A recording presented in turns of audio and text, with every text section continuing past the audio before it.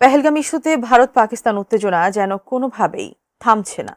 সীমান্তে দুই বাহিনীর মধ্যে টানা 10 দিন ধরে চলছে গোলাগুলি। এরই মধ্যে পাকিস্তানের সাম্প্রতিক ক্ষেপণাস্ত্র পরীক্ষা এবং ভারতের আমদানি নিষেধাজ্ঞা উত্তেজনার আগুনে ঘি ঢেলেছে। এমন পরিস্থিতিতে এবার জম্মু কাশ্মীরে নিহত হয়েছেন 3 ভারতীয় সেনা। ভারত নিয়ন্ত্রিত কাশ্মীরের পেহেলগামে হামলার পেছনে শুরু থেকেই পাকিস্তানকে দায়ী করছে দিল্লি, যদিও ইসলামাবাদ এ অভিযোগ প্রত্যাখ্যান করেছে।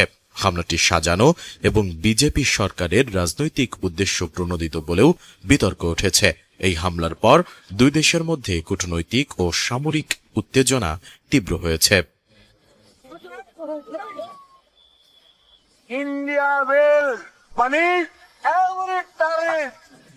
ভারত পাকিস্তানের সঙ্গে সিন্ধু নদীর পানি চুক্তি স্থগিত, ভিসা বাতিল এবং সীমান্ত বন্ধ করে দিয়েছে।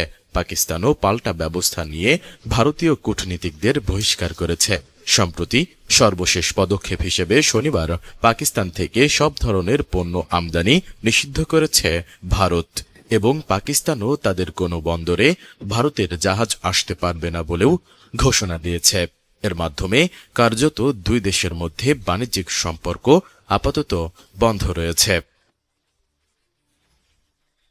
এমন পরিস্থিতিতে ভারতের জম্মু ও কাশ্মীরের রামবান জেলায় 3 জন সৈন্য নিহত হয়েছেন। দেশটির সেনাবাহিনীর একটি গাড়ি গভীর গিরিখাতে পড়ে তারা মারা গেছেন। দেশটির রাষ্ট্রায়ত্ত বার্তা সংস্থা প্রেস ট্রাস্ট অব ইন্ডিয়ার প্রতিবেদনে রোববার এই তথ্য জানানো হয়েছে। এতে বলা হয়েছে, নিহত সৈন্যরা হলেন অমিত কুমার, সুজিত কুমার এবং মান বাহাদুর। এ ঘটনার একটি ভিডিওতে দেখা যায়, দুর্ঘটনার কবলে পড়া সেনাবাহিনীর গাড়িটি মহাসড়ক থেকে 700 ফুট গভীর গিরিখাতে পড়ে গেছে। সেখানে সৈন্যদের মৃতদেহ, গাড়ির ধ্বংসাবশেষ ও কিছু কাগজপত্র পড়ে থাকতে দেখা যায়। পিটিআইয়ের ওই প্রতিবেদনে বলা হয়, সেনাবাহিনীর গাড়ি বহরে থাকা গাড়িটি জম্মু থেকে ন্যাশনাল হাইওয়ে 44 ধরে শ্রীনগরের দিকে যাওয়ার সময় দুর্ঘটনার কবলে পড়ে।